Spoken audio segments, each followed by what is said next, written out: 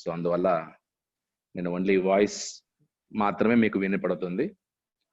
So కాబట్టి తండ్రిన దేవుణ్ణి ఆత్మతో సత్యమతో ఆరాధించడానికి మీరందరూ సిద్ధపడి వచ్చినందుకు మిమ్మల్ని అందరినీ అభినందిస్తూ మీ అందరికి వందనాలు తెలియచేయచ్చు ఉన్నాను.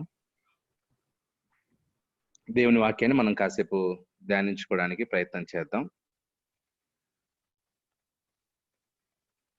ఈరోజు మనం ఆలోచించబోయేటువంటి పాఠం ఏంటంటే లూకాసు వార్త 9వ అధ్యాయం 57 నుంచి 62 వచనాల్లో ఉన్నటువంటి విషయాన్ని మనం ఆలోచించడానికి ప్రయత్నించుదాం. లూకాసు వార్త 9వ అధ్యాయం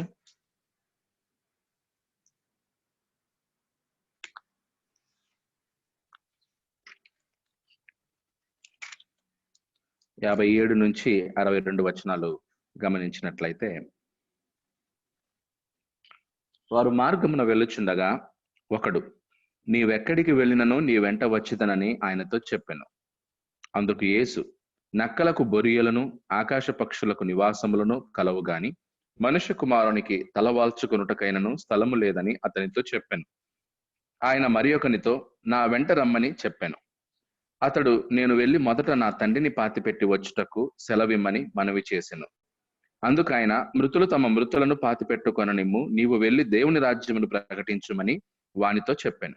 మరి ఒకడు, ప్రభువా, నీ వెంట వచ్చేదను, కాని నా ఇంటనున్న వారి యొద్ద సెలవు తీసుకుని వచ్చుటకు మొదట నాకు సెలవిమ్మని అడిగాను. యేసు, నాగటి మీద చెయ్యి పెట్టి వెనుక తట్టు చూచు వాడెవడును దేవుని రాజ్యమునకు పాత్రుడు కాడని వానితో చెప్పాను. ఇక్కడ చదివినటువంటి వచనాలను మనం గమనించినట్లయితే, ఇక్కడ యేసుక్రీస్తు ముగ్గురు వ్యక్తులతో మాట్లాడుతున్నటువంటి సంభాషణ మనకు కనిపిస్తుంది. అందులో మొదట ఒకడు ఏమంటున్నాడంటే, ప్రభువా, నీవెక్కడికి వెళ్ళినను నీ వెంట వచ్చేదను, నీవెక్కడికి వెళ్ళినను నీ వెంట వచ్చేదనని ఆయనతో చెప్పాను. సో అతడు ప్రభువు అతన్ని అడగక ముందే, పిలవక ముందే అతని అంతటా అతన్ని అడుగుతున్నాడు. ఏమని? నువ్వు ఎక్కడికి వెళ్ళను, నేను నీ వెంట వస్తానని చెప్పాడు.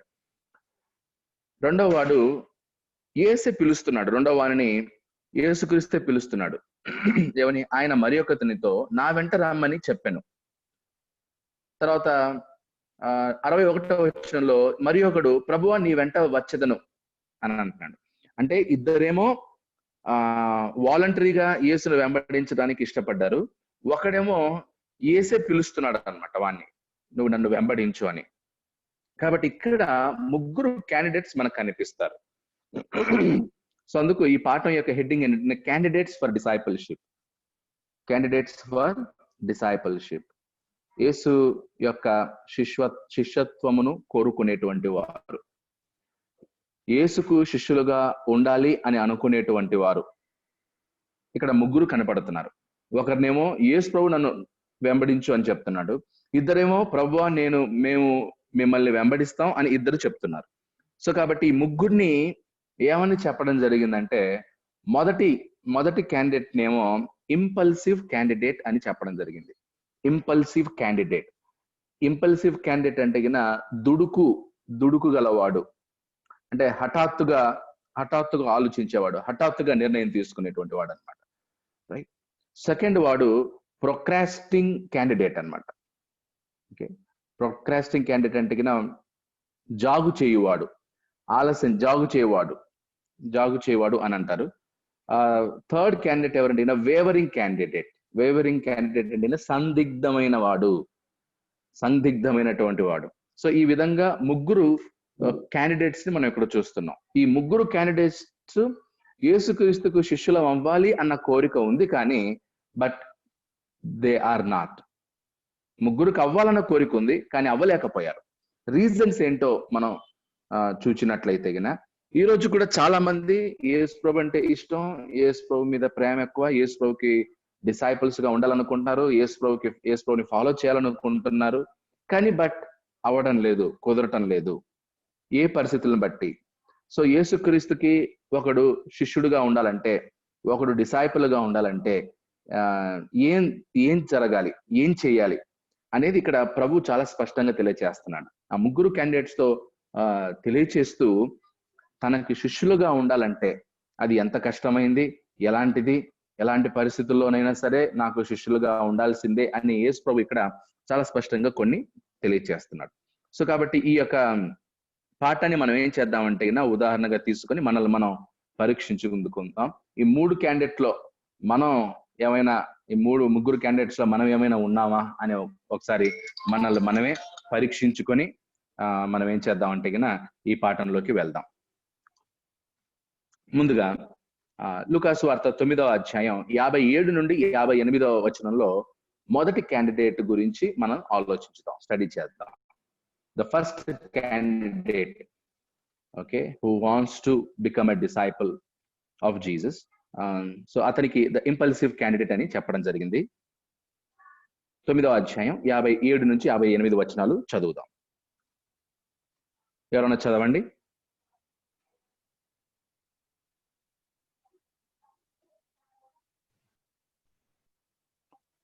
వారు మార్గమున వెళుతుండగా ఒకడు, నీవు ఎక్కడికి వెళ్ళినను నీ వెంట వచ్చిందని ఆయనతో చెప్పాను. అందుకు యేసు, నక్కలకు బొరియలను ఆకాశ పక్షులకు నివాసములు కలవు కానీ మనుష్య కుమారునికి తలవాల్చుకున్నట్టుకు ఆయన స్థలము లేదని ఆయనతో చెప్పాను.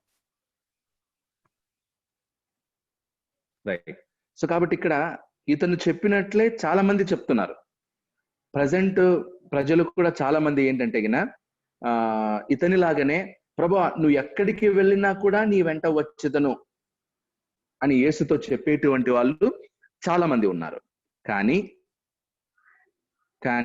వాళ్ళ ఇంటెన్షన్స్, వాళ్ళ ఉద్దేశాలు ఏమైతే ఉన్నాయో అవన్నీ కూడా మంచివే. యేసు ప్రభుని వెంబడించాలనుకుంటున్నారు, యేసు ప్రభుని కంప్లీట్ గా ఎక్కడికి వెళ్తే అక్కడికి వెళ్ళాలని సో మాట వరకు చెప్పడం జరుగుతుంది. కానీ రియాలిటీకి వచ్చేసరికి అది వాళ్ళు చేయలేకపోతున్నారు.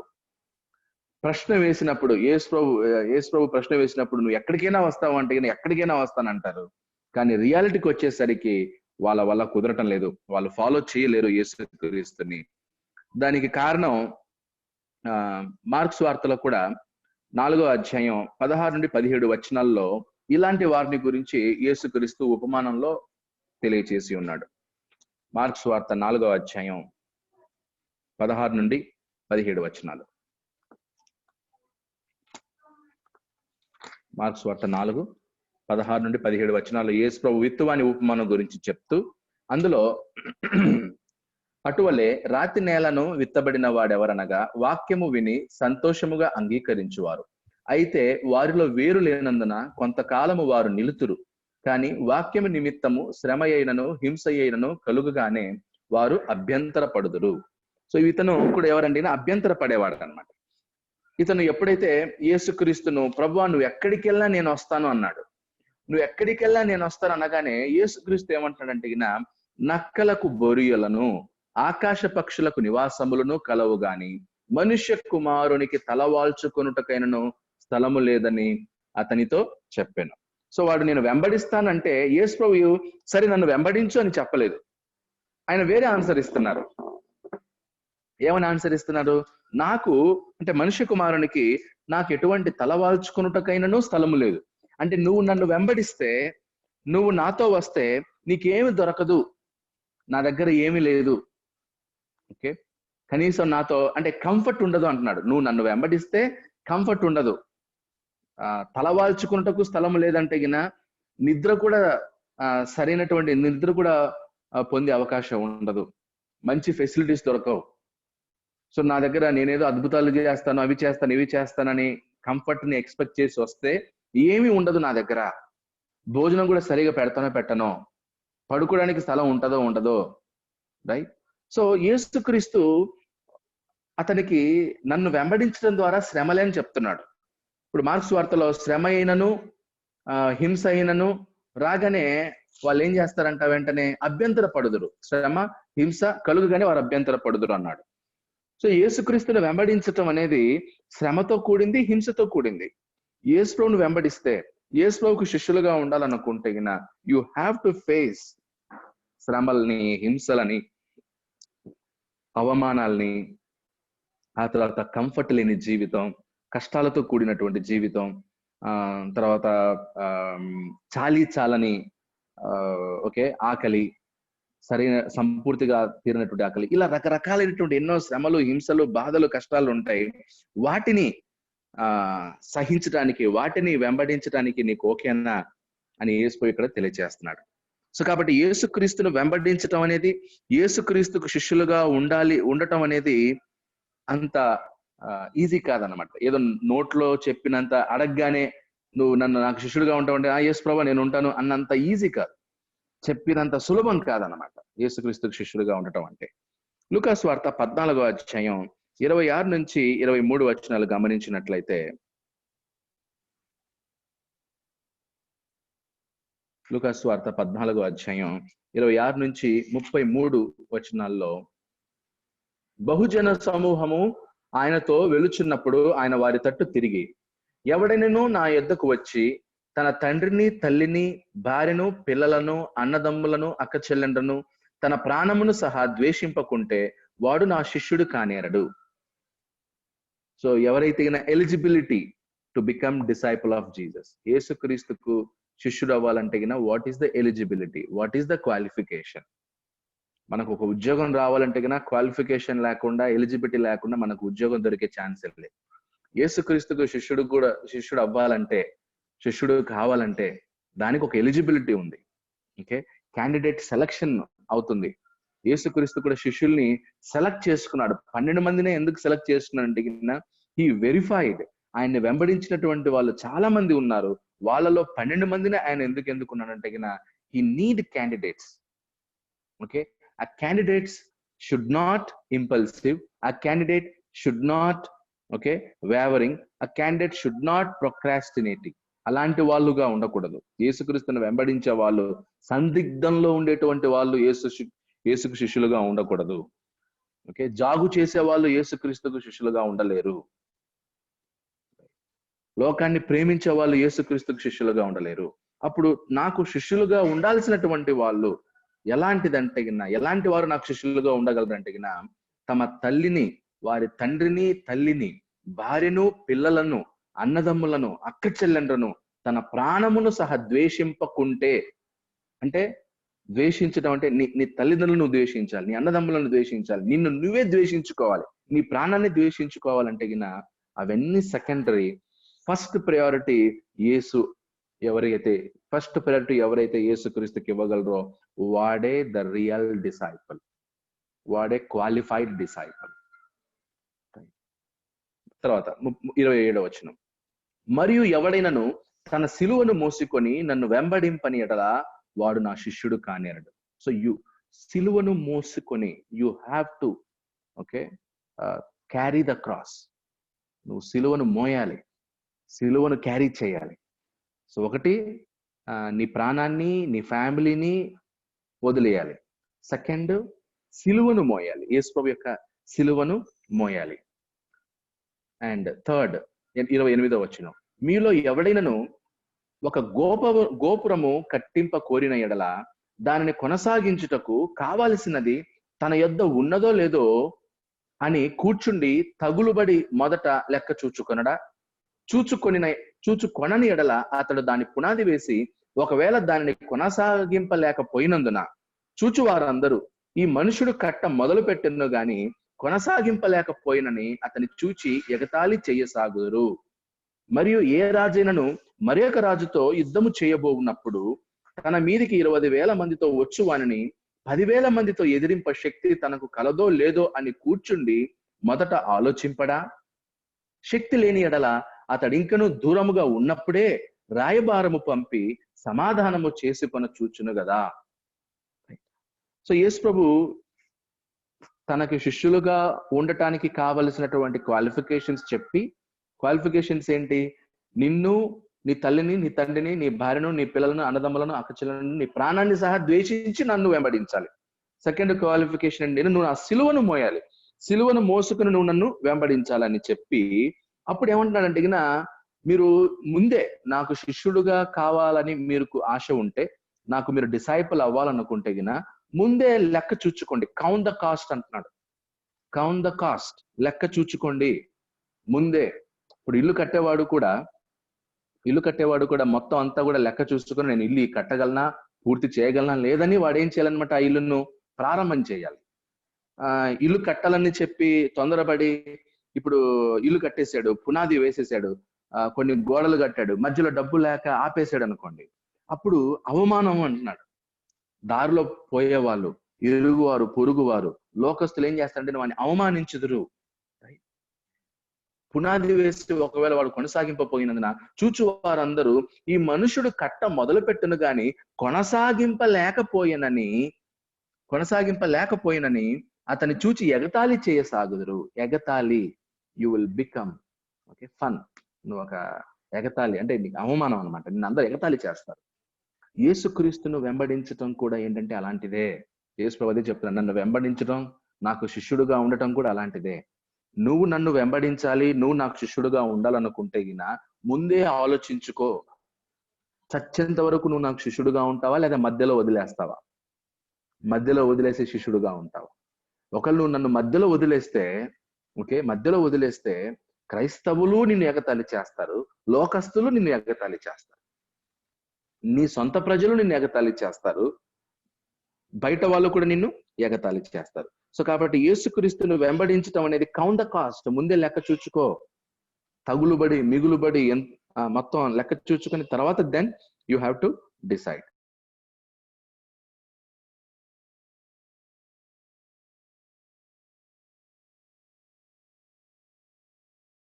పదో 21 నుండి 22 దాన్ని సెలెక్ట్ చేసుకున్నటువంటి క్యాండిడేట్స్ కి ఆయన ఏం చెప్తున్నాడో చూడండి. మత్తయి సువార్త 10వ అధ్యాయం 21 నుండి 22 వచనాల్లో, సహోదరుడు సహోదరుని తండ్రి కుమారుని మరణమునకు అప్పగించెదరు, పిల్లలు తల్లిదండ్రుల మీద అందరి చేత ద్వేషింపబడుదురు, అంతము వరకును సహించిన వాడు రక్షింపబడును. పైనుంచి చదువు. మీ తండ్రి ఆత్మ మీలో ఉండి మాట్లాడుచున్నాడే గాని మాట్లాడువారు మీరు కారు. సహోదరుడు సహోదరుని తండ్రి కుమారుని మరణమునకు అప్పగించెదరు, పిల్లలు తల్లిదండ్రుల మీద లేచి వారిని చంపించెదరు. మీరు నా నామము నిమిత్తము అందరి చేత ద్వేషింపబడుదురు. మీరు నా నామము నిమిత్తం అందరి చేత ద్వేషింపబడుదురు, అంతము వరకును సహించిన వాడు రక్షింపబడును. యేసు ప్రభువును వెంబడిస్తే అందరూ క్లాప్స్ కొడతారు అనుకోవద్దండి. If you are a true disciple, don't expect that appreciation. నువ్వు యేసుక్రీస్తుకు నిజమైన శిష్యుడుగా ఉంటే నన్ను అందరు అభినందిస్తారు, అందరు క్లాప్స్ కొడతారు, అందరూ సత్కరిస్తారు, సన్మానాలు చేస్తారు అనుకోవద్దండి. యేసుక్రీస్తుని వెంబడించడం, యేసుక్రీస్తునికి శిష్యుడుగా ఉంటే నిన్నందరూ ద్వేషిస్తారు. ఓకే, నువ్వు అందరి చేత ద్వేషింపబడతావు, నీకు సపోర్టు చాలా దొరకదు.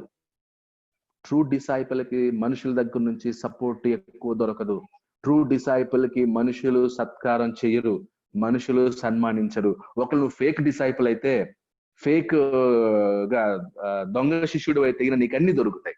But if you are a true disciple, నిన్ను అందరూ ద్వేషిస్తారు కానీ నిన్ను ఎవరు కూడా సన్మానించరు.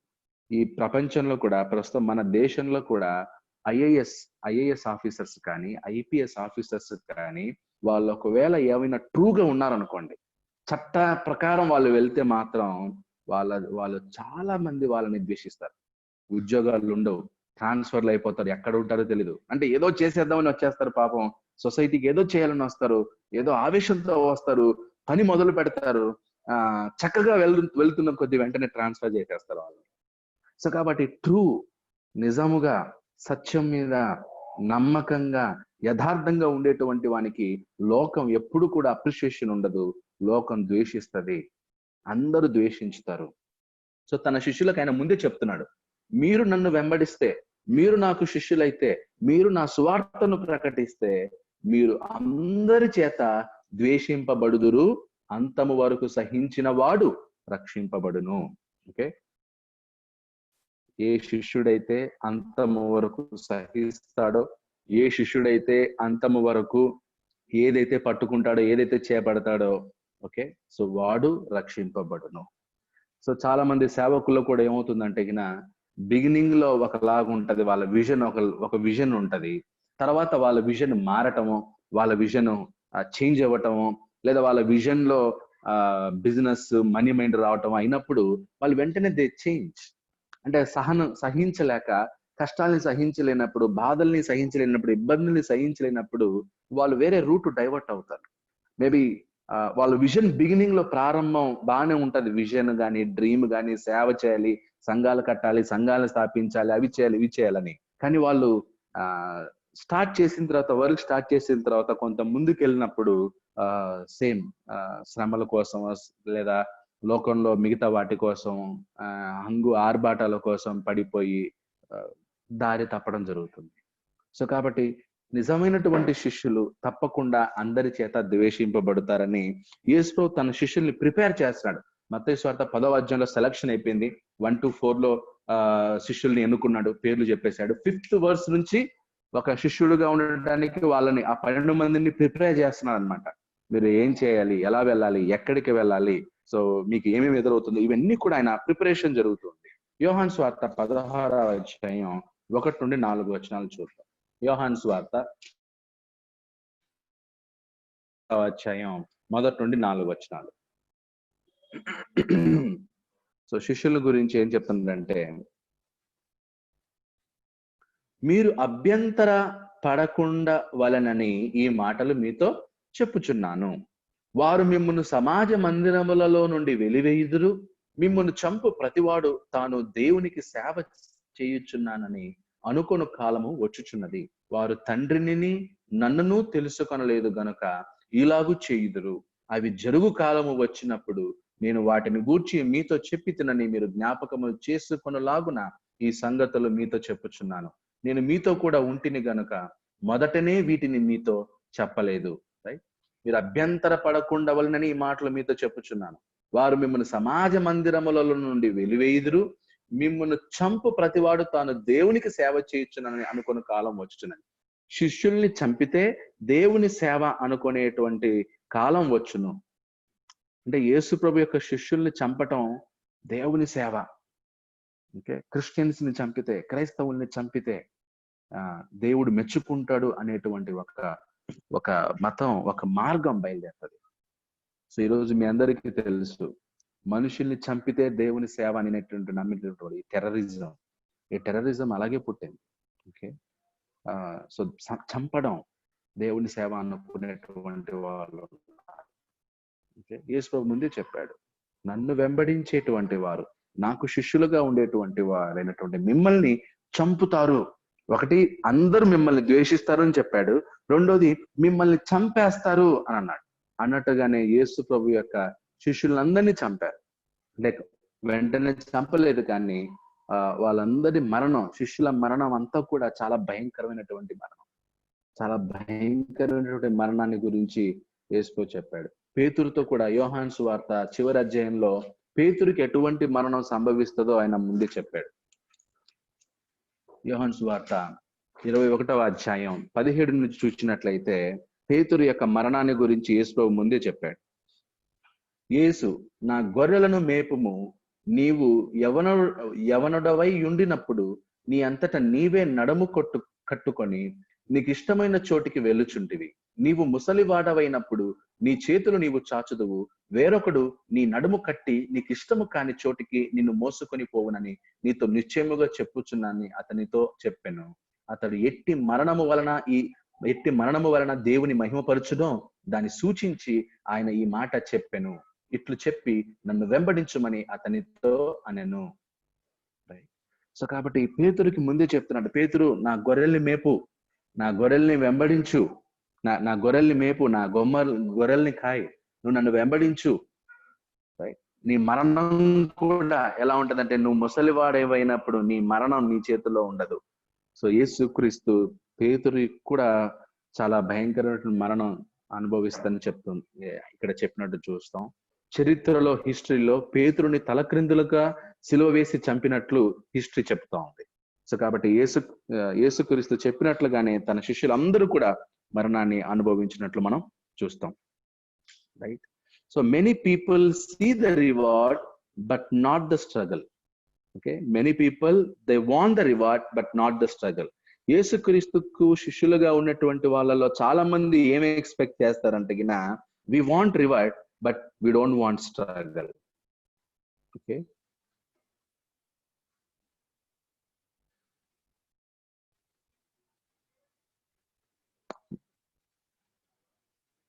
ఓకే. 14వ అధ్యాయం, లూకాసు వార్త 14వ అధ్యాయం 20 నుండి 28 నుంచి 30 వచనం మనం చూసినట్లయితే, 14వ అధ్యాయం 28 నుండి 30 వచనాల్లో, లూకాసు వార్త 14, 28 నుండి 30 ఇందాక మనం చదివాం కదా. చదివినట్టు దాంట్లో ఏం చెప్తుందంటే గిన, Jesus is emphasising the cost involved in being a Christian. He wanted him to be aware of the sacrifices and hardships. So ఆ పారాగ్రాఫ్ లో 14వ అధ్యాయంలో యేసుక్రీస్తుని వెంబడించటంలో ఉన్నటువంటి కష్టము, శ్రమ, హింస, తర్వాత చేయాల్సినటువంటి త్యాగం ఏంటో ఆయన చెప్పి ఉన్నాడు. 28-30లో ఆయన ఏం చెప్తున్నాడు, Jesus also would have his disciples avoid criticisms. Okay, Yesu ప్రభు యొక్క శిష్యులు కూడా ఏంటంటే క్రిటిసైజ్ అవ్వకూడదు. ఓకే, ఇంకొకరి చేత విమర్శింపబడకూడదు. నేను ఎవరు విమర్శించకూడదు.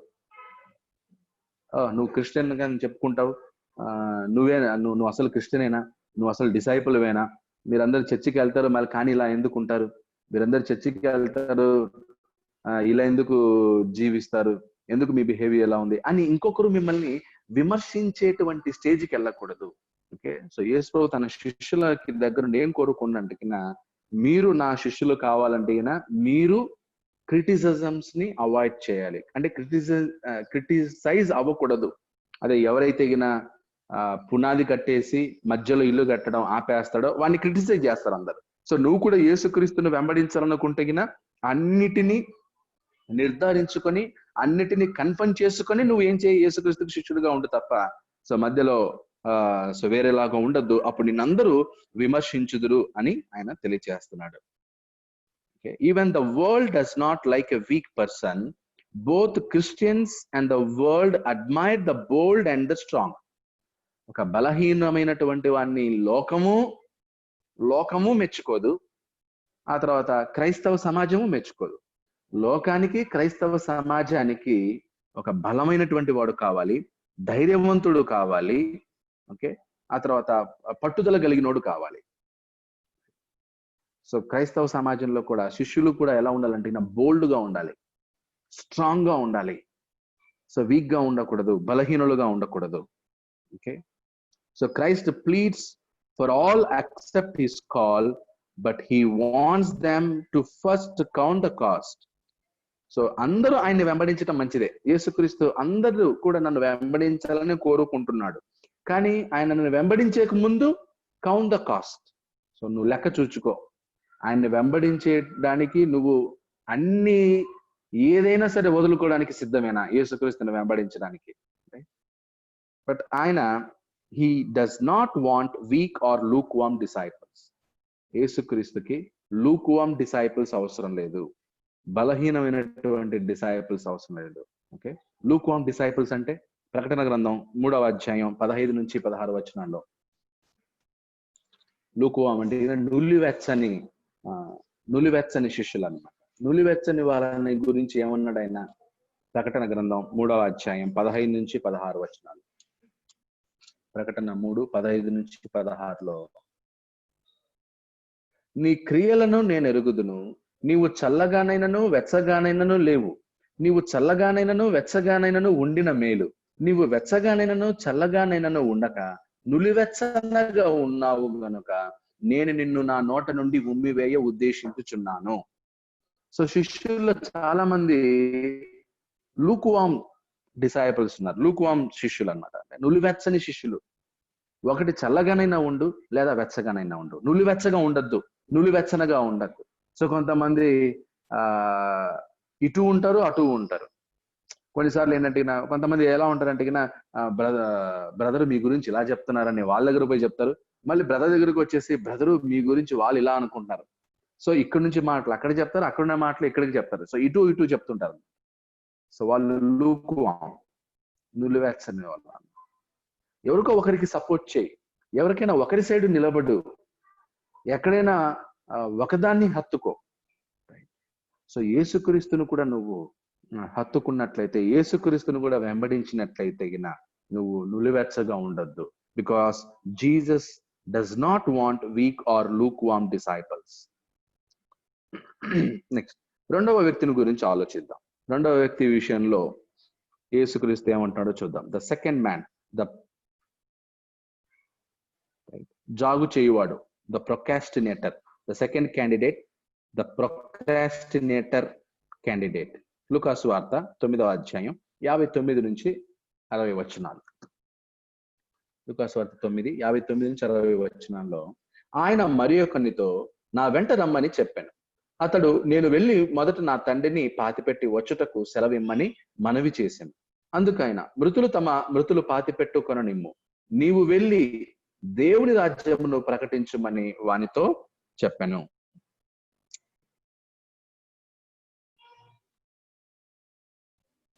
సో యేసుక్రీస్తే ఇతన్ని పిలుస్తున్నాడు, నన్ను వెంబడించని. ఆయన యేసుక్రీస్తు ప్రతి ఒక్కరికి కూడా ఏంటంటే he urges all to follow him. Jesus urges all to follow him. Yesu ప్రభు అతనొక్కడిని మాత్రమే కాదు, ఆయన అందరినీ కూడా ఓపెన్ ఇన్విటేషన్, యూనివర్సల్ కాల్, అందరికీ ఇది ఆహ్వానం, నన్ను వెంబడించండి అని. మత్తయి సువార్త 11వ అధ్యాయం 28 నుండి 30 వచనాలు మనం చూసినట్లయితే అక్కడ మనకు కనబడుతుంది ఏమని, ప్రయాసపడి భారము మోసుకొని పోచున్న సమస్త జనులారా నా యొద్దకు రండి, నేను మీకు విశ్రాంతిని కలుగు చేతును. సో సమస్త జనులారా అన్నాడు. So Jesus call is for all. Jesus call, Yesu ప్రభు యొక్క పిలుపు అందరికీ, సమస్త జనులకు, రైట్? కాబట్టి అందరినీ పిలుస్తాడు ఆయన. ప్రకటన గ్రంథం 3వ అధ్యాయం 20 వచనం చూచినట్లయితే, ప్రకటన 3:20లో, ప్రకటన గ్రంథం 3వ అధ్యాయం 20వ వచనంలో, ఇదిగో నేను తలుపు నద్ద నిలుచుండి తట్టుచున్నాను, ఎవడైనను నా స్వరము విని తలుపు తీసిన ఎడల నేను అతని యొద్దకు వచ్చి అతనితో నేనును నాతో కూడా అతడును భోజనము చేయుదము. సో నేను తలుపు నద్ద నిలుచుండి తట్టుచున్నాను. సో యేసు ప్రభు అందరినీ పిలుస్తున్నాడు అన్నమాట. అందరినీ ఆయన ఆహ్వానిస్తున్నాడు, చేర్చుకోమని ఆయన అందరినీ అడుగుతున్నాడు, నన్ను చేర్చుకోండి, నేను మీ యొద్దకు వస్తాను అని. 22వ అధ్యాయం 17వ వచనం కూడా, ప్రకటన 22:17లో కూడా, ప్రకటన గ్రంథం 22:17వ వచనంలో, ఆత్మయు పెండ్లి కుమార్తెయు రమ్ము అని చెప్పుచున్నారు, వినువాడును రమ్ము అని చెప్పవలెను, దప్పిగొనిన వానిని రానిమ్ము, ఇచ్చయించు వానిని జీవజలమును ఉచితముగా పుచ్చుకొననిమ్ము. సో రానిమ్ము, అందరినీ రాని, ఎవరికి అభ్యంతరం లేదు. Jesus calls is for everybody. ఆయన పిలుపు అందరికీ, రాజ్యం అందరికీ, సంఘం అందరికీ, సంఘంలో అందరూ రావాలి. ఓకే. సో కొంతమంది సంఘస్థులు ఎలా ఉంటారంటే ఎవరైనా కొత్త వాళ్ళు వస్తే వాళ్ళకి నచ్చదన్నమాట. ఎందుకు కొత్త వాళ్ళు వస్తున్నారు, మనమే ఉండాలి, ఇంకొకరు రాకూడదు, ఇంకొక ఫ్యామిలీ రాకూడదు, ఇంకొకరికి వెళ్ళకూడదు, రైట్? సో ఇంతమంది ఒక 10 మంది ఫ్యామిలీస్ ఉంటే 10 మంది ఉండాలి. ఎవరైనా కొత్త ఫ్యామిలీ వస్తే వాళ్ళకి ఇష్టం ఉండదు. కొన్ని నేను చూశాను, విన్నాను కూడా. కొంతమంది సంఘస్థులు ఎవరైనా కొత్త వాళ్ళు వస్తే they are not happy. Yesu ప్రభు ఏమో అందరిని పిలుస్తున్నాడు, అందరూ రావాలి. సో చర్చ్ కూడా అంతే. Church is not only limited to 10 families or 13 families అని కాదు. Church is for everybody. రాజ్యం అందరికీ, యేసు ప్రభు యొక్క పిలుపు అందరికీ, రక్షణ అందరికీ, వాక్యము అందరికీ, రైట్? సువార్థికులు కూడా చాలా మంది మేమే బోధ చేయాలి, మేమే సువార్థికులుగా ఉండాలి, నేనే ప్రసంగం చేయాలి, ఇంకొకరు ఎవరు ప్రసంగం చేయకూడదు, మా ఫ్యామిలీ వాళ్ళే అన్ని చేయాలి, మా ఫ్యామిలీ ద్వారానే జరగాలి. ఏంటిది? Okay, it's everybody. వచ్చేవాడిని రానిమ్ము, సువార్థికుడు అయ్యేవాడు అవని, బోధ చేసేవాడు అవని, రైట్? వాడు ఎలాంటి బోధకుడు అవుతాడో తెలీదు. మేబీ లోకల్లో మాత్రమే పరిమితం అవుతాడా, బయట దేశాలకు వెళ్తాడా, ఎక్కడికి వెళ్తాడో తెలీదు. దేవుడు వాడిని ఉపయోగించుకుంటాడు, రైట్? రోజు అసలు మనం ఎవరిని ఎక్స్పెక్ట్ చేయం. ఒక లైఫ్ వాడు వెంటనే వాడు సువార్థికుడు అవుతాడు, బోధకుడు అవుతాడు, నాకన్నా మంచి ప్రసంగం చేస్తాడు, నాకన్నా మంచి బోధకుడు అవుతాడు. Okay, I should feel happy, నేను సంతోషించాలి తప్ప వాడు నాకన్నా బాగా బోధ చేస్తున్నాడు, నన్ను దాటిపోతున్నాడు, మమ్మల్ని క్రాస్ చేసి వెళ్తున్నాడు, మాకు రెస్పెక్ట్ ఇవ్వట్లేదు, మాకు చెప్పి చేయటం లేదు. ఇది దేవుని రాజ్యం యొక్క నీతి కాదు, ఇది దేవుని రాజ్యం యొక్క సంస్కృతి కాదు. యేసు ఓపెన్ ఇన్విటేషన్ ఇచ్చాడు, అందరూ రావాలి, వచ్చేవాడిని రానిమ్ము, జీవజలం తీసుకునేవాడిని జీవజలం తీసుకొని ఆత్మ ఫలాలు పొందేవాడిని ఆత్మ ఫలాలు పొందని, అభివృద్ధి అయ్యేవాడు అభివృద్ధి అవ్వని, వాక్యం చెప్పేవాడు వాక్యం చెప్పని, బోధించేవాడు బోధించని, పాట పాడేవాడు పాట పాడని, ఎవరి తలాంతుందో దేవుని విషయంలో ఏం చేయాలనుకుంటారో లెట్ దెమ్ డూ ఇట్. దేవుని కొరకు చేయండి. ఓకే, సో లిమిట్ పెట్టకూడదు మనం. యేసుప్రభు యొక్క పిలుపుకి, యేసుప్రభు యొక్క శిష్యత్వానికి, డిసైపుల్షిప్ కి there is no limit. Stumbling block అవ్వకూడదు. మనం ఒకరితోనే ఆగిపోకూడదు. ఫలానా వాళ్ళే చేయాలి అనేది లేదు. మన ఇండియాలో సంస్కృతి ఉంది, ఫ్యామిలీ సిస్టమ్, సంఘాల్లో కుటుంబాల యొక్క ఇది ఆధిపత్యం ఉందన్నమాట. ఒక ఫ్యామిలీ ఒక సంఘాన్ని నడిపిస్తే ఇంకా లైఫ్ లాంగ్ ఆ ఫ్యామిలీ వాళ్ళే దాంట్లో ఉండాలి, మిగతా వాళ్ళకి ఎవరికి ఆపర్చునిటీస్ ఉండవు. That's not the Kingdom culture. దేవుని రాజ్యం యొక్క కల్చర్ అది కాదు. ఇండియాలో అది పోవాలి. మన తెలుగు వాళ్ళలో ఎక్కువ ఉంది అది. మీరు ఆంధ్రాకి వెళ్ళి చూస్తే కన్నా క్రీస్తు సంఘాల్లో, తెలుగు క్రీస్తు సంఘాల్లో ఎక్కువ అదే కనపడుతుంది. ఆయనే కనపడతాడు, వాళ్ళ పిల్లలే. ఈ మధ్య ఈ సోషల్ మీడియా, యూట్యూబ్ లో, ఫేస్బుక్ లో ఇది వచ్చేసరికి మొత్తం వాళ్ళే. ఆయన బైబిల్ పట్టుకుని ఉంటాడు, ఇటు పక్క రైట్ లో లెఫ్ట్ లో వాళ్ళ పిల్లలు. లేదా సంఘం ఎక్కడండి? సంఘాన్ని హైలైట్ చేయట్లేదు. ఓకే, సంఘంలో ఉన్నటువంటి వాళ్ళని నాయకులు తయారు చేయాలి. నేను నా కోరిక ఏంటంటే సువార్థికుల పిల్లల కన్నా సంఘంలో ఉన్న వాళ్ళు సువార్థికులు అవ్వాలి, బోధకులు అవ్వాలి.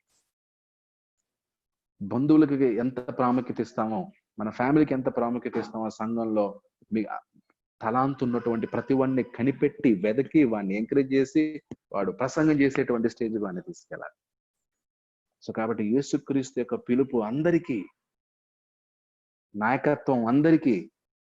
తలాంతున్నవాడు ఎవరైనా సరే ఆయన యొక్క రాజ్యాన్ని లీడ్ చేయొచ్చు. మత్తయి సువార్త 22వ అధ్యాయం 1 నుండి 5 వచనాల్లో, మత్తయి సువార్త 22వ అధ్యాయం 1 నుండి 5 వచనాలలో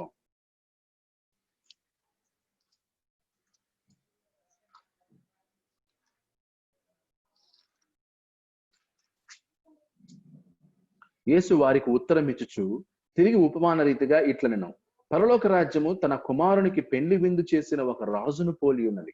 ఆ పెండ్లి విందుకు పిలువబడిన వారిని రప్పించుటకు అతడు తన దాసులను పంపినప్పుడు వారు రానొల్లకపోయిరి. కాగా అతడు, ఇదిగో నా విందు సిద్ధపరిచి ఉన్నాను, ఎద్దులను క్రొవ్విన పశువులను వధింపబడినవి, అంతయు సిద్ధముగా ఉన్నది, పెండ్లి విందుకు రండని పిలువబడిన వారితో చెప్పుడని వేరే దాసులకు పంపెను. కానీ వారు లక్ష్యము చేయక ఒకడు తన పొలమునకును మరి ఒకడు తన వర్తకమునకును వెళ్ళిరి. తక్కిన వారు అతని దాసులను పట్టుకొని అవమానపరచి చంపిరి. కాబట్టి రాజు కోపపడి తన దండ్లను పంపి ఆ నరహంతకులను సంహరించి వారి పట్టణము తగులబెట్టించెను. సో కాబట్టి యేసుక్రీస్తు ఒక ఉపమాన రీతిగా ఏం చెప్తున్నాడంటే, పెండ్లి, పరలోక రాజ్యం తన కుమారునికి పెండ్లి విందు చేసిన ఒక రాజును పోలినది. ఒక రాజు పెళ్లి చేస్తున్నాడు. ఆ పెళ్లికి విందుకు ఆల్రెడీ ఆహ్వానం పంపాడు. ఆహ్వానం పంపిన వాళ్ళు ఇంకా ఎంతసేపటికి రావట్లేదు. అప్పుడు దాసులు పంపించాడు. నేను ఆహ్వానం పంపించాను కదా, వీళ్ళకి స్పెషల్ ఇన్విటేషన్ ఇచ్చాను వీళ్ళకి, కానీ వాళ్ళు ఇంకా రాలేదు, పోయి మీరు వాళ్ళని పిలుచుకొని రండి అని చెప్తే దాసులు వెళ్ళి ఆహ్వానించబడినటువంటి వారిని పిలవడానికి వెళ్తే కొందరు ఏం చేశారన్నమాట, వారు లక్ష్యం చేయక ఒకడేమో తన పొలానికి, మరి ఒకడేమో తన వర్తమానానికి, ఒకడేమో పొలం ఉందని వెళ్ళాడు, ఒకడేమో బిజినెస్ వ్యాపారం ఉందని వెళ్ళాడు. కొంతమంది ఏం చేశారంటే దాసులను పట్టి కొట్టి చంపేశారు. రైట్. సో ఈరోజు యేసుక్రీస్తు ఆల్రెడీ రిజర్వ్డ్ గా ఇన్విటేషన్ కొంతమందికి పంపించాడు. ఆ ఇన్విటేషన్ అందుకున్నటువంటి వాళ్ళు నెగ్లిజెన్స్ గా ఉన్నారు, వాళ్ళ పనుల్లో బిజీగా ఉన్నారు. అప్పుడు ఏం చేస్తాడంట ఆయన, సరే వాళ్ళందరూ బిజీగా ఉన్నారు కదా, వాళ్ళ పొలంలో వాళ్ళు ఉన్నారు, వాళ్ళ వ్యాపారం వాళ్ళు చేసుకున్నారు, వాళ్ళని డిస్టర్బ్ చేయొద్దులే, పోనీలే, రాకపోతే ఏమైంది అని ఏం చేస్తాడు ఆయన. 9వ వచనం, గనుక రాజ్య మార్గములకు, అప్పుడు అతడు 8వ వచనం చూడండి, అప్పుడు అతడు పెళ్లి విందు సిద్ధముగా ఉన్నది గాని పిలువబడిన వారు పాత్రులు కారు. పిలువబడిన వారు పాత్రులు కారు. మనం పిలువబడిన వారు అని ఎవరిని అంటాం? దేన్ని అంటున్నాం? సంఘం. ఎక్లేషియా అనే మాటకు అర్థం ఏంటనమాట? పిలువబడిన వారు, కాల్డ్ అవుట్ పీపుల్. సో పిలువబడిన వారు అపాత్రులండి. సంఘం అపాత్రమైనది, పాత్రులు కాదు. ఏ సంఘం అపాత్రమైన స్థితిలో ఉంది? ఏ సంఘం ఓకే ఆయన పిలిచాడు కానీ వాళ్ళు పాత్రులు కారనమాట. ఓకే, సో పాత్రులు కారు గనుక రాజ్య మార్గములకు పోయి మీకు కనబడు వారిని అందరినీ పెండ్లి విందుకు పిలువుడని తన దాసులతో చెప్పాను. మీకు కనబడు వారిని అందరినీ పెళ్లి విందుకు పిలువు. ఫస్ట్ పిలిచిన వాళ్ళు ఏమో పిలిచిన వాళ్ళు రాలేదు, పిలువబడిన వారు రాలేదు, వాళ్ళు బిజీగా ఉన్నారు. కాబట్టి ఏం చేయి, రాజమార్గములకు పోయి కనబడు వారిని అందరినీ పిలుచుకొని రా అని చెప్పాడు. ఈరోజు క్రీస్తు సంఘం భారతదేశానికి వచ్చి 40 సంవత్సరాలు అయింది. 1960s 40s లో లెక్కను బట్టి చూస్తే ఇండియాలో క్రీస్తు సంఘం ఎంతో వ్యాప్తి చెందాలి, ఎంతో స్ప్రెడ్ అవ్వాలి. కారణం ఏంటంటే, నేను ఎందుకు ఇంకా క్రీస్తు సంఘం ఇండియాలో ఐడెంటిఫై అవ్వట్లేదు, ఇండియా అంతటా సువార్త ప్రకటింపబడలేదు, రీచ్ అవ్వట్లేదు, మనం స్ట్రాంగ్ గా లేవంటే వీఆర్ ఆల్ బిజీ. అమెరికా నుండి సపోర్ట్ వచ్చేటువంటి వాళ్ళే సేవ చేసేవాళ్ళు ఒకప్పుడైతే. ఓకే, ఈరోజు కూడా క్రీస్తు సంఘం అమెరికన్ సపోర్ట్ ఆగిపోతే, అమెరికా నుండి డబ్బు రావటం ఆగిపోతే ఎంత మంది సేవ చేయటం మానేస్తారు, ఎన్ని సేవలు ఆగిపోతాయో తెలుసా? ఓకే, సో అందుకే దేవుడు హీ హ్యావ్ ఆప్షన్. మనం అనుకోద్దాన్ని క్రీస్తు సంఘమే దేవునికి గతి, క్రీస్తు సంఘం ద్వారానే దేవుడు అన్ని చేయించుకుంటాడని. మనం మన పనుల్లో బిజీ అయిపోతున్నాం. ఓకే, ఎవరు కూడా ఆ లీడింగ్ తీసుకోవట్లేదు. చదువుకున్న వాళ్ళు ఎవరు నాయకులు కావట్లేదు. బీటెక్ చదివినోడు, ఎంటెక్ చదివినోడు ప్రీచర్ అవుతున్నాడా? అవరు. ఎంబీబీఎస్ చదివినోడు ప్రీచర్ అవుతాడా? ఐఏఎస్ చదివినోడు ప్రీచర్ అవుతాడా? ఓకే, సో ఎవరు ఎడ్యుకేషన్ బాగా చదివినోడికి సేవ చేసే మైండే లేదు. వై? ఏం బాగా చదువుకున్నాడు సేవకి రాకూడదా?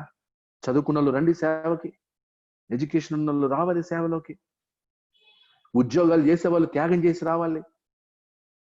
టాలెంట్ ఉన్నాడు, మళ్ళీ అందరూ ఉద్యోగాలు చేసి వచ్చేయమని కాదు. ఓకే, క్యాపబిలిటీ ఉన్నవాడు, చేయాలనుకున్నవాడు జాబ్స్ వదిలేసి వచ్చి చేయాలి. ఓకే,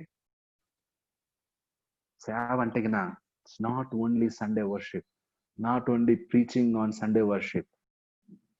సేవ అంటే వాట్ యు ఆర్ సాక్రిఫైజింగ్. యేసుక్రీస్తుకి నువ్వు ట్రూ డిసైపుల్ అయితే ఏం సాక్రిఫైస్ చేస్తున్నావు, ఏం త్యాగం చేస్తున్నావు? కంఫర్ట్ జోన్ లో ఉండి డిసైపుల్ గా ఉండటం పెద్ద గొప్పనా? ఇది అన్యుడు కూడా చేస్తాడు. అన్యులకు కూడా మనం భరోసా ఇచ్చామనుకోండి, మీరు యేసు ప్రభు దగ్గరికి రండి, క్రిస్టియన్ అవ్వండి, మీకు ఏం లేదు, మీరు ఏం చేయాల్సిన అవసరం లేదు, మీకు ఇంకా డబుల్ అవుతుంది అంటే ఎందుకు రాడు అన్యులు? యేసు ప్రభు నమ్ముకోండి, మీకు డబుల్ అవుతుంది అంటే అన్యులు రారా? గోల్డ్ అన్ని మనతో వస్తారు. బట్ యేసు ప్రభు డబుల్ అవుతుందని చెప్పట్లా. మీరు నన్ను వెంబడిస్తే, మీరు క్రిస్టియన్స్ అయితే మీకు డబుల్ అవుతుందని చెప్పడం లేదు. మీరు నన్ను వెంబడిస్తే మీకు లాస్ అంటున్నాడు. నష్టపరుచుకోవాలి, త్యాగం చేయాలి, వదిలేయాలి. ఈ భయంతోనే చాలా మంది తమ పిల్లల్ని సువార్థికులను కూడా చేయట్లేదు.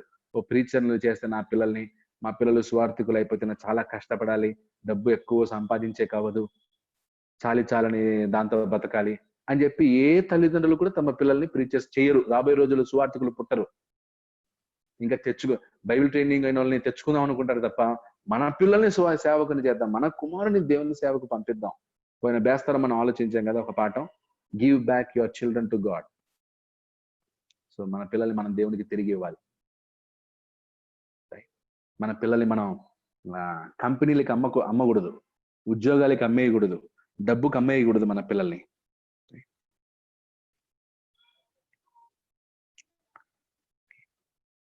నెక్స్ట్, సో వాడు ఏమన్నాడు? నువ్వు నన్ను వెంబడించు అని అనగానే అతను ఏమన్నాడు? నా తండ్రిని పాతిపెట్టి వచ్చుటకు సెలవిమ్మని మనవి చేశాను. అప్పుడు యేసు ప్రభు ఉత్తరం ఏం చెప్తున్నాడు? మృతులు తమ మృతులు పాతిపెట్టుకొననిమ్ము, నీవు వెళ్ళి దేవుని రాజ్యమును ప్రకటించమని వానితో చెప్పాను. ఈ ఒక్కనితోనే చెప్పాడు, నీవు వెళ్ళి దేవుని రాజ్యమును ప్రకటించుము అంటే పిలుస్తున్నాడు ఆయన. ఈయన పర్టికులర్ గా ఎందుకు పిలుస్తున్నాడు తన శిష్యుణ్ణి? What is the purpose of being a disciple? Why Jesus is calling disciples. Why Jesus is making disciples? ఎందుకు ఆయన శిష్యుల్ని చేస్తున్నాడు? ఎందుకు శిష్యులుగా ఉండాలి? The main purpose of disciple is preach the kingdom of God. నీవు వెళ్ళి దేవుని రాజ్యమును ప్రకటించమని వానితో చెప్పాను. Preach the kingdom of God. For that reason you are being disciple. అందుకోసమే నువ్వు శిష్యుడుగా ఉన్నావు. యేసు ప్రభు శిష్యుడు, disciple must preach the kingdom of God. You are not preaching the kingdom of God. నువ్వు దేవుని రాజ్యాన్ని ప్రకటించట్లేదంటే గిన you are not a disciple. Okay, so కాబట్టి యేసుక్రీస్తు శిష్యులను ఎందుకు పిలుస్తున్నాడంటే గిన దేవుని రాజ్యమును ప్రకటించుట కొరకే. దానికి అభ్యంతరాలు, దేవుని రాజ్యాన్ని ప్రకటించడానికి నీ తండ్రి సమాధి చేయాల్సి వస్తుందేమో, కుటుంబం అడ్డొస్తుందేమో, ఫ్యామిలీ అడ్డొస్తుందేమో, ఫైనాన్స్ అడ్డొస్తుందేమో, ఏది అడ్డం వచ్చినా కూడా దాన్నిటిని పక్కన పెట్టేసి నువ్వు రాజ్యాన్ని ప్రకటించాలి. దేవుని రాజ్యాన్ని నువ్వు ప్రకటించాలి.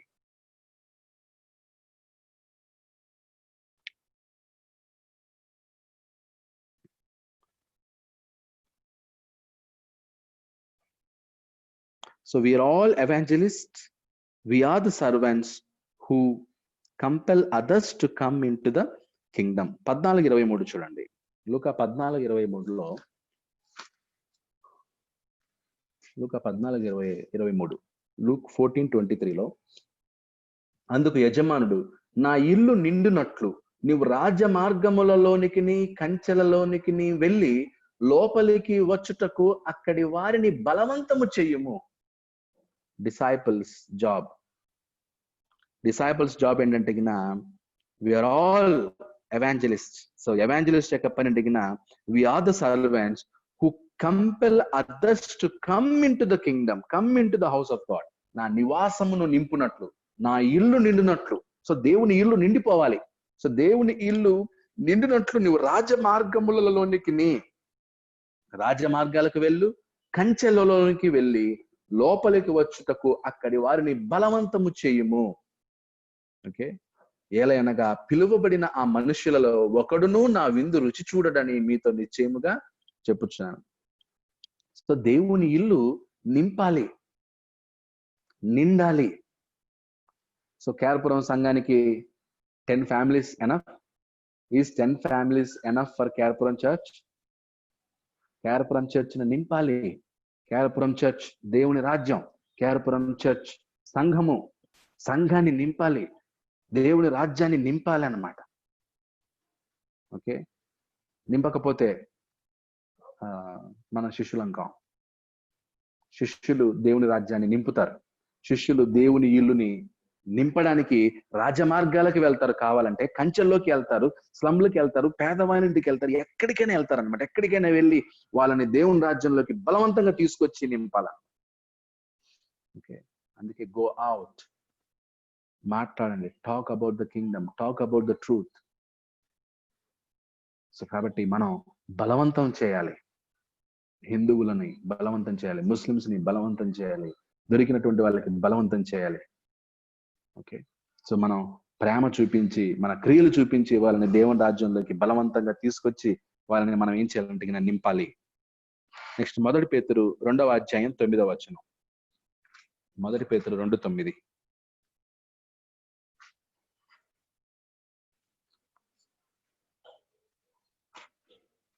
1 పేతురు 2వ అధ్యాయం 9వ వచనంలో, అయితే మీరు చీకటిలో నుండి ఆశ్చర్యకరమైన తన వెలుగులోనికి మిమ్మల్ని పిలిచిన వాని గుణాతిశయములను ప్రచురము చేయు నిమిత్తము. ఓకే, మీరు చీకటిలో నుండి ఆశ్చర్యకరమైన తన వెలుగులోనికి మిమ్మల్ని పిలిచిన వాని గుణాతిశయములను ఏం చేయాలంట? ప్రచురము చేయు నిమిత్తం. మిమ్మల్ని పిలిచిన వాని గుణాతిశయములను ప్రచురము చేయు నిమిత్తం దేవుడు మిమ్మల్ని ఏం చేశాడు? ఏర్పరచబడిన వంశముగాను, రాజులైన యాజక సమూహముగాను, పరిశుద్ధ జనముగాను, దేవుని సొత్తైన ప్రజలునై ఉన్నారు. ఓకే, ఎందుకు దేవుని ప్రజలై ఉన్నారు? ఎందుకు యాజక వంశమై ఉన్నారు? ఎందుకు పరిశుద్ధ జనమై ఉన్నారు? ఎందుకు ఏర్పరచబడిన వంశం అంటే గిన మిమ్మల్ని పిలిచిన వాని గుణాతిశయములను ఏం చేయాలంట? ప్రచురము చేయు నిమిత్తము. డిసైపుల్ దేవుని యొక్క గుణాతిశయములను ప్రచురము చేయువాడు. If you are a true disciple, then you have to proclaim the characteristics of God. దేవుని గుణాతిశయములను నువ్వు ఏం చేయాలన్నమాట? ప్రచురము చేయవలెను. మూడవది third person. The third candidate is the wavering candidate. సందిగ్ధమైన వాడు. లూకాసు వార్త 9:61. లూకాసు వార్త 9:61.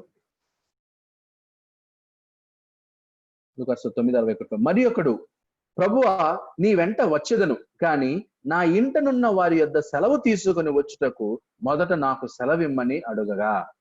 సో వాడు పర్మిషన్ అడుగుతున్నాడు. నేను నీ వెంట వస్తాను, కానీ నా ఇంటి దగ్గరికి వెళ్ళి నేను సెలవు తీసుకొని రావాలి. అప్పుడు అతనికి యేసు ప్రభు ఏమని ఉత్తరం ఇచ్చాడు చూడండి. ఏమని సమాధానం చెప్తున్నాడు యేసు? నాగటి మీద చెయ్యి పెట్టి వెనుక తట్టు చూచువాడెవడును దేవుని రాజ్యమునకు పాత్రుడు కాడని వానితో చెప్పెను. Anyone flowing a straight furrow must keep his eyes fixed on an object ahead. Okay.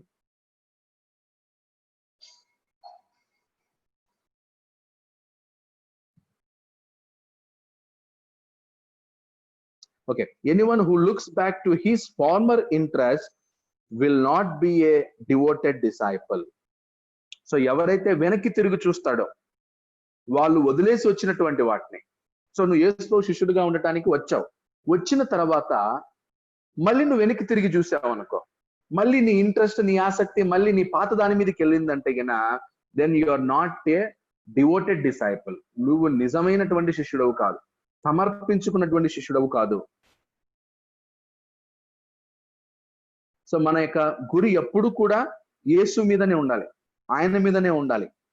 కొలస్సీ పత్రిక 3వ అధ్యాయం 1-3 కొలస్సీ పత్రిక 3వ అధ్యాయం 1-3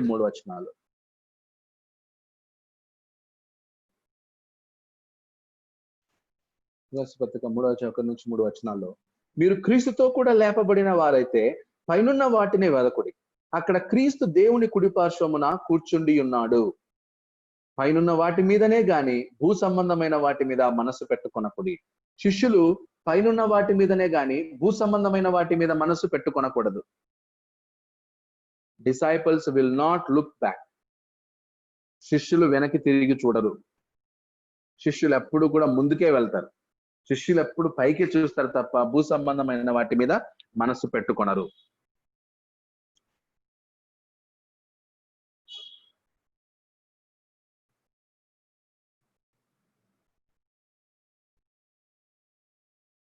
మొదటి పేతురు 1వ అధ్యాయం 13వ వచనం. మొదటి పేతురు 1వ అధ్యాయం 13వ వచనం.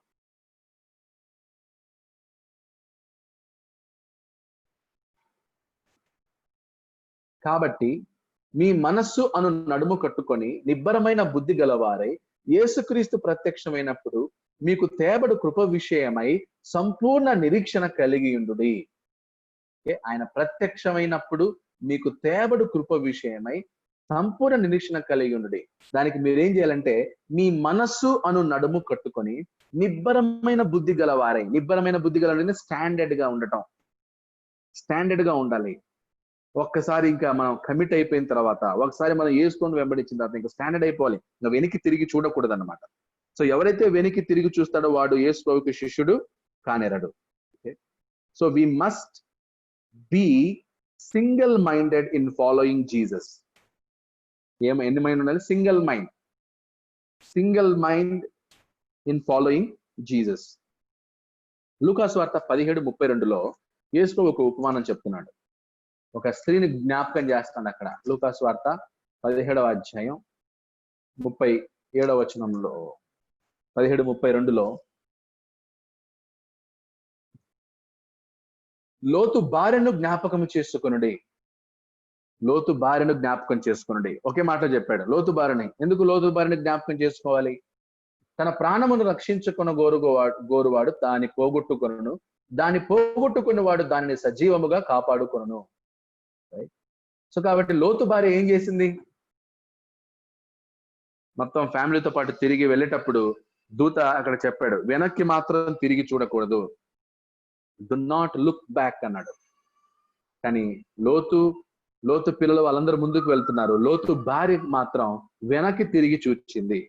అంటే అన్నిటిని వదిలేసిపోతున్నామే, ఇన్ని సంవత్సరాలు సొదొమ గొమొర్రాలో ఉండి ఎన్నో ఆస్తులు సంపాదించుకున్నాం, ఎంతో ప్రొటెక్ట్ చేసుకున్నాం, ఎంతో సంపాదించుకున్నాం, వాటన్నిటిని వదిలేసి ఇప్పుడు వేరే ప్రాంతానికి పోవాల్సి వస్తుంది అని చెప్పి వెనక్కి తిరిగింది. వెనక్కి తిరగగానే ఏమైంది? ఆమె ఉప్పు స్తంభం అయిపోయింది. సో ఈ రోజు కూడా చాలా మంది disciples they are looking back, వెనక్కి తిరుగు చూస్తున్నారు. సో దానివల్ల చాలా మంది స్తంభాలు అయిపోయారు. స్తంభంలో 2 ప్లస్ ఉంది, మైనస్ ఉంది. సో స్తంభంలో ప్లస్ ఏంటంటే స్ట్రాంగ్ అనమాట, మైనస్ ఏంటంటే అది కదలదు, ఇంకా ఒకే చోట ఉంటది అనమాట, అది ఇంకా కదలదు, అటు కదలదు ఇటు కదలదు. సో ఇక్కడ స్తంభాన్ని ఇక్కడ మనం నెగిటివ్ గా యూజ్ చేస్తున్నాం. స్తంభంలాగా ఉండకూడదు, స్తంభం ఏంటంటే అటు ఒకే చోట ఉండదు అనమాట, ఒకే చోట ఉంటది, కదలదు అది. ఓకే, సో కాబట్టి మనం సాల్ట్ పిల్లర్ అవ్వకూడదు. లోతు భార్య వెనక్కి తిరిగి చూసింది కాబట్టి తన ఉప్పు స్తంభం అయిపోయింది. సో కాబట్టి యేసుక్రీస్తు యొక్క ఈ ఉపమానంలో ఆయన కోరుకునేది తన ముగ్గురు క్యాండిడేట్స్ కూడా యేసుక్రీస్తుకు శిష్యులుగా ఉండాలనుకునేటువంటి ముగ్గురు క్యాండిడేట్స్ ని మీరు పరిశీలన చేస్తే ఎవరు కూడా సెలెక్ట్ కాలేదు. All 3 candidates have been rejected కదా. సో 3 క్యాండిడేట్స్ తో ఆయన టైం స్పెండ్ చేశాడు. ఇద్దరేమో వస్తా ఉన్నారు వాలంటరీగా, ఒకరినేమో యేసు ప్రభు పిలిచాడు, వస్తానన్నోళ్ళు రాలేదు, యేసు ప్రభు పిలిచినోడు రాలేదు. కాబట్టి all 3 candidates are disqualified to become disciples of Jesus. ఈ ముగ్గురు కూడా యేసుక్రీస్తు యొక్క శిష్యులుగా ఉండడానికి అర్హులు కాలేదు. ఈరోజు మనం యేసు ప్రభు యొక్క శిష్యులుగా ఉండటానికి ఓకే మన క్వాలిఫికేషన్ సరిపోతుందా? Are we qualified being a disciple? యేసుక్రీస్తు యొక్క శిష్యులుగా ఉండటానికి మనం అర్హులమేనా? ఆర్ వి ట్రూ డిసైపుల్స్ అని మనల్ని మనమే ప్రశ్న వేసుకుందాం. ఎట్టి పరిస్థితుల్లోనూ ఈ ముగ్గురు క్యాండిడేట్స్ లాగా మనం ఉండకూడదు. ఒకటి మనకి ఏ సందర్భం అయినప్పటికీ కూడా మనం మాత్రం ఈ 3 క్యాండిడేట్స్ లాగా ఉండకూడదు. ఓకే, సో కాబట్టి ఆ వాక్యం చేత మరొకసారి ఆ వచనాన్ని మనం చదువుకొని ముగించుకుందాం. లాస్ట్ లో చివరిలో యేసు ఏమన్నాడంటే, యేసు నాగటి మీద చెయ్యి పెట్టి వెనుక తట్టు చూచు వాడెవడును దేవుని రాజ్యమునకు పాత్రుడు కాడని వానితో చెప్పాను. సో దేవుడి రాజ్యానికి ఎవరు పాత్రులు అనే దాన్ని తెలియచేస్తూ ఈ 3 క్యాండిడేట్స్ ని తెలియచేస్తున్నాడు. కాబట్టి ఈ ముగ్గురు యొక్క ఇంటర్వ్యూలు చూసాం. ఇంటర్వ్యూ అనుకోవచ్చు మనం. ఇంటర్వ్యూలో ముగ్గురు ఫెయిల్ అయ్యారు. మనం ఇంటర్వ్యూ జరుగుతూ ఉంది మనకి. సో మనకి క్వాలిఫికేషన్ పరీక్షలు, టెస్ట్లు, ఎంట్రన్స్ ఎగ్జామ్స్, ఆ తర్వాత ఇంటర్నల్ ఎగ్జామ్స్. సో కంపెనీలో కూడా లెర్నింగ్ ఈజ్ నాట్ ఒక జాబ్ లో కూడా మీరు చూసినట్లయితే ఉద్యోగం దొరికిన వెంటనే అయిపోయింది అనుకోరు. ఉద్యోగంలో కూడా ఏంటంటే చదవాలి, ఎడ్యుకేషన్ ఉంటది. 6 సిగ్మా అని, ఆ తర్వాత నెక్స్ట్ ప్రాజెక్ట్ వెళ్ళాలంటే దానికి సంబంధించిన ఏదో కోర్స్ చేయాలి. ఒక డాక్టర్ ఉద్యోగం కూడా ఏంటంటే అతను వెళ్ళిన తర్వాత డాక్టర్ అయ్యాను కదా నేను మళ్ళీ పుస్తకాలు చదవాల్సిన అవసరం లేదని ఉండడు. Again he studies, he read books, కొత్త అప్డేట్ అవుతూ ఉంటాడు అనమాట. Every employee should get updated. So లేకపోతే అతను ప్రమోట్ అవ్వడు అనమాట, ముందుకు వెళ్ళడు, అప్డేషన్ అవ్వాలి. సో శిష్యులమైనటువంటి మనం కూడా day by day we have to updated with the word of God. దేవుని వాక్యం చేత మనం అప్డేట్ అవుతూ శిష్యత్వానికి ఉన్నటువంటి క్వాలిఫికేషన్స్ ని మనం ఇంకా బాగా పెంచుకుంటూ వాటిని డెవలప్ చేసుకుంటూ మనం యేసుక్రీస్తుకి నిజమైన శిష్యులుగా ఉండాలనేది ఈ పాఠం యొక్క ఉద్దేశమైంది. కాబట్టి కేరపురం సంఘం శిష్యుల చేత నింపబడాలి. నిజంగా కేరపురంలో శిష్యులు ఉంటే దేవుని రాజ్యాన్ని నింపుతారు. ఆయన ఇంటిని మనం బలవంతంగా ఏం చేయాలన్నమాట? నింపాలి. దానికి మీరందరూ సిద్ధంగా ఉండాలి. ఆయన యొక్క గుణాతిశయములను మీరు ప్రచురం చేయాలి, వాక్యం చెప్పాలి, కొత్త ఫ్యామిలీస్ ని తీసుకురావాలి. ఈ లాక్డౌన్ లో సెలెక్ట్ చేసుకోండి, ఎవరికి చెప్పాలి, ఎవరిని తీసుకురావాలి, ఎవరిని సంఘంలోకి నింపితే బాగుంటది, ఎవరిని సంఘంలోకి తీసుకొస్తే బాగుంటదని మీరు ఎన్నుకొని వాళ్ళతో మాట్లాడి వాళ్ళతో డిస్కషన్ చేసి దేవుని రాజ్యమైనటువంటి కేరపురం సంఘంలో మనం నింపాలి అనేకు. ఈ వాక్యం చేత నన్ను హెచ్చరించుకుంటూ మిమ్మల్ని అందరిని హెచ్చరిస్తూ అందరికీ వందనములు తెలియచేయచ్చు ఉన్నాను.